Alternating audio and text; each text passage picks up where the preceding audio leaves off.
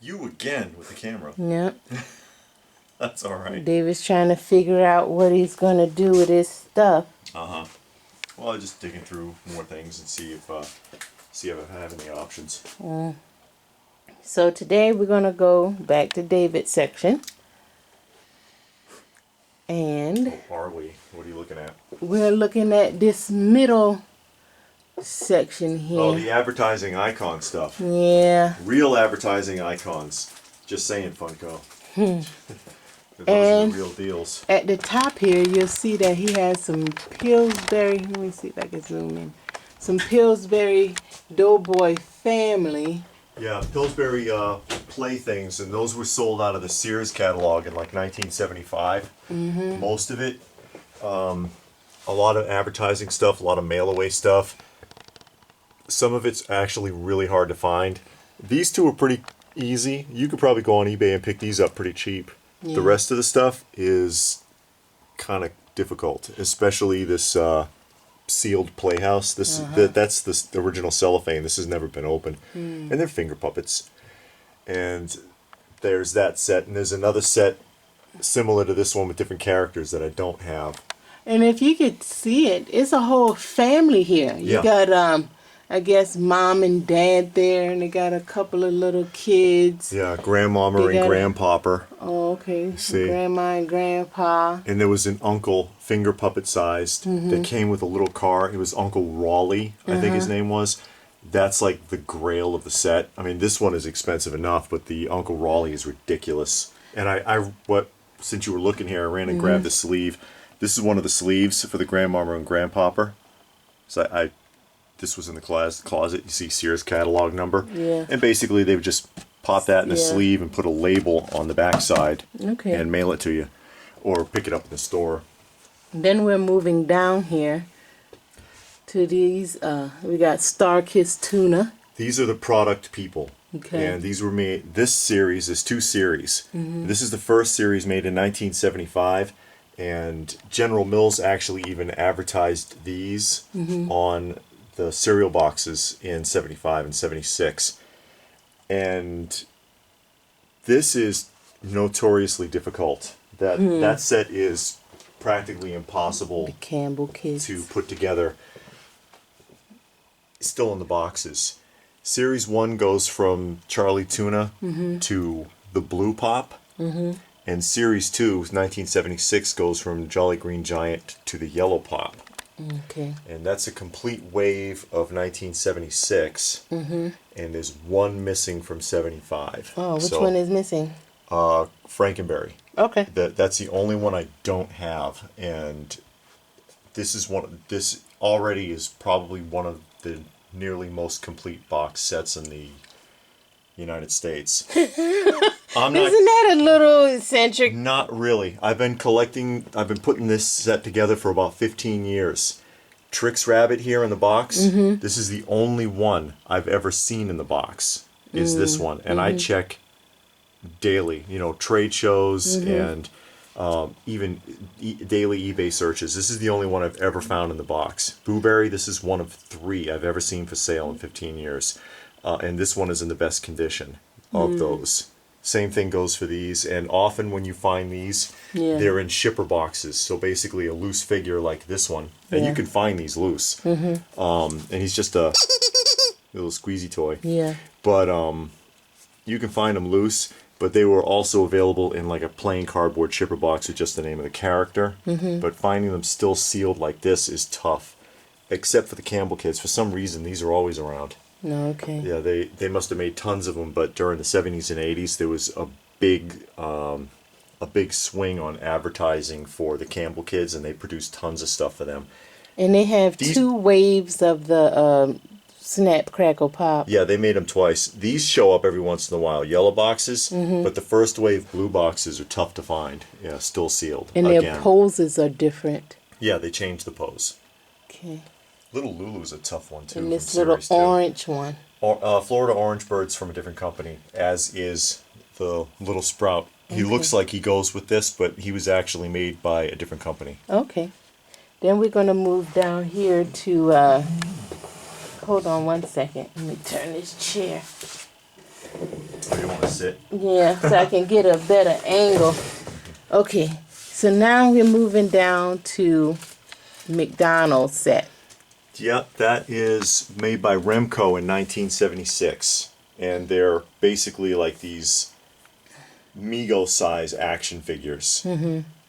5 points of articulation. They're basic articulation. Again, this is a really tough set to put together, and it's a set that a lot of people don't even know exists.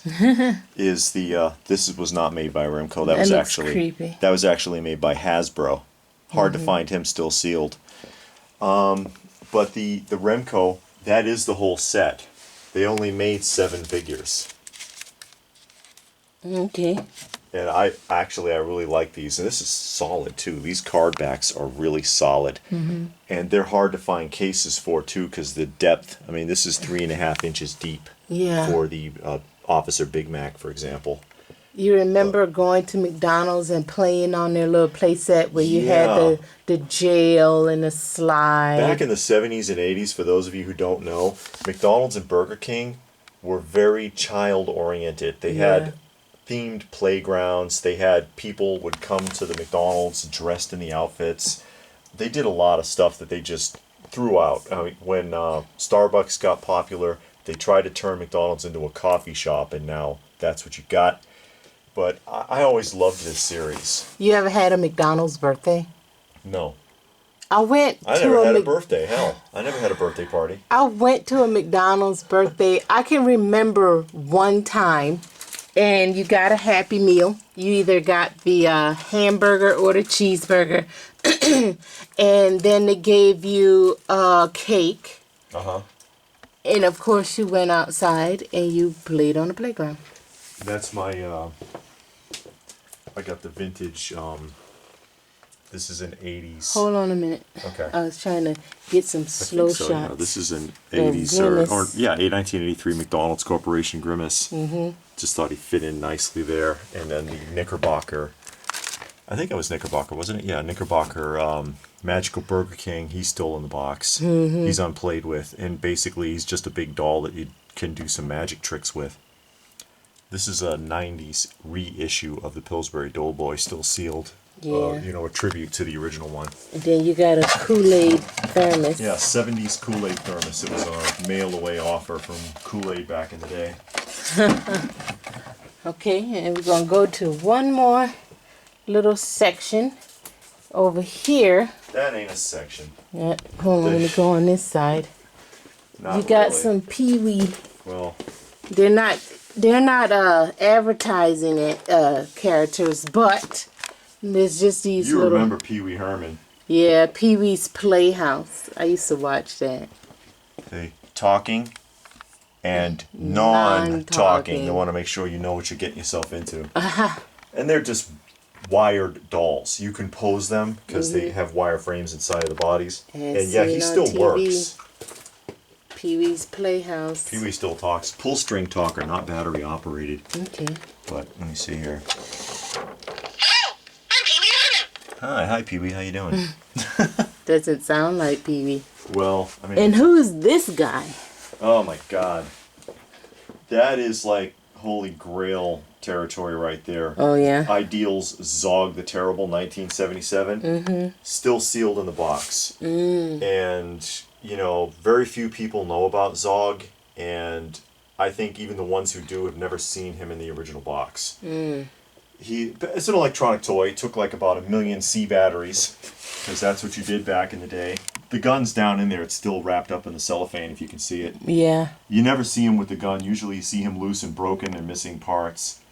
He's not a very well articulated figure. He's only jointed at the shoulders. Mm-hmm. But he has that big reflector pad on his forehead, and you shoot him with the gun, and when you shoot him, he starts to move forward because he has wheels under his feet.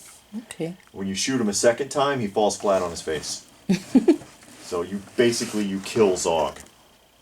Well, not really. It says stun gun, I think, but you get the idea. Yeah. And they tied him into the ideal Electro-Man. I don't have one out, but Electro-Man, which doesn't look like he goes with Zog at all, and it is is in an entirely different format box than Zog. That's a picture of Electroman's back, because Electroman had a flashlight in his forehead that you could also use like the light gun that you could use to knock him down also. Okay. But that's an extremely rare figure to find still boxed. And what is this? Mattel's Man in Space Major Matt crawler. Mason.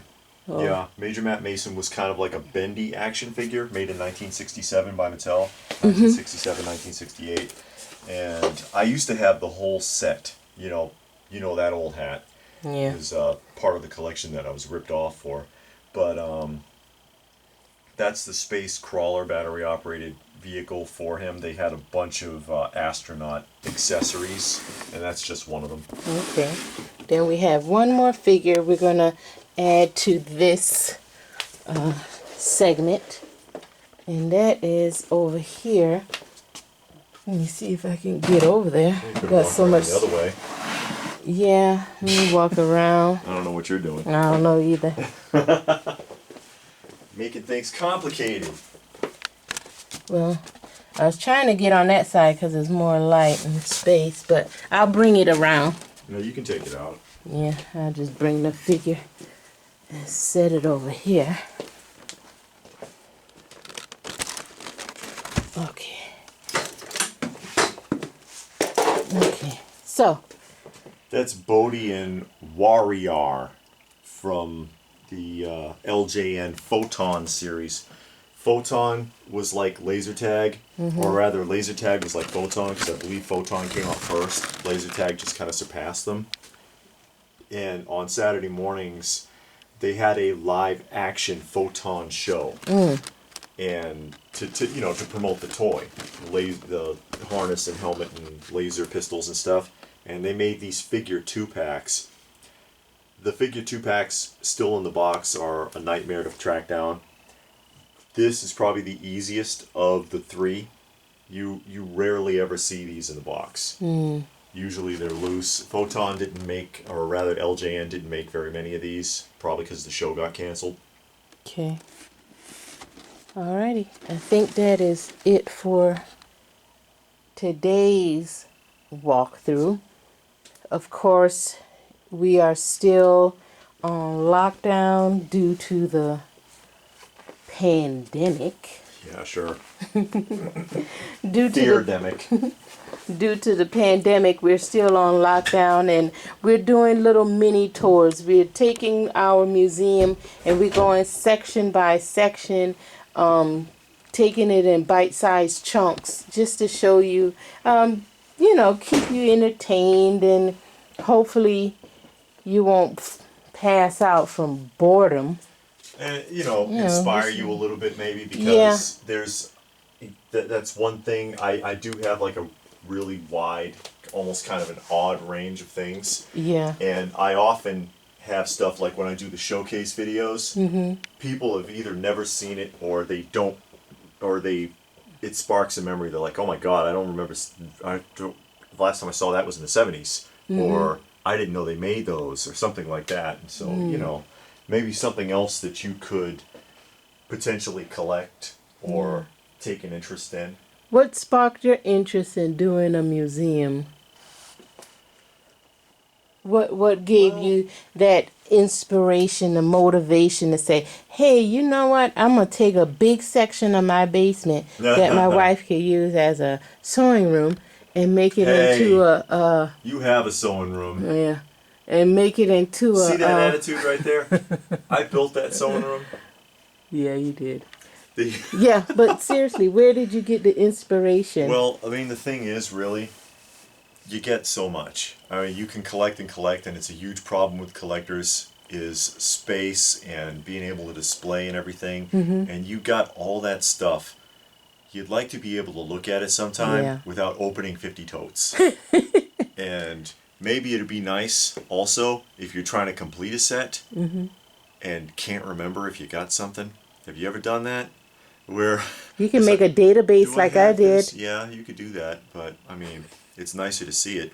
Yeah. You want to be able to put it on display and be able to look at it and enjoy it, enjoy all those efforts. Yeah. And so if you are able to pull it off, setting something up, it's just kind of satisfying to get it all out there so that you can start enjoying interacting with it instead of just collecting it and boxing it up somewhere. Yeah. And I used to have to do that a lot, especially when I was living in Boston, when I was a dealer, and I was buy, sell, trade on a big scale with toys and comic books. And you're living in apartments. Where are you going to display anything? I had a bunch of stuff on display on top of shelves and things, but the majority of it, probably like 80% of my collection, was in totes. Is where are you going to put it? Yeah. So I mean, even if you have a small room and every 3 months you kind of rotate things you out. can do that. You know. Change things around. Yeah, some closet, or old laundry room, or whatever.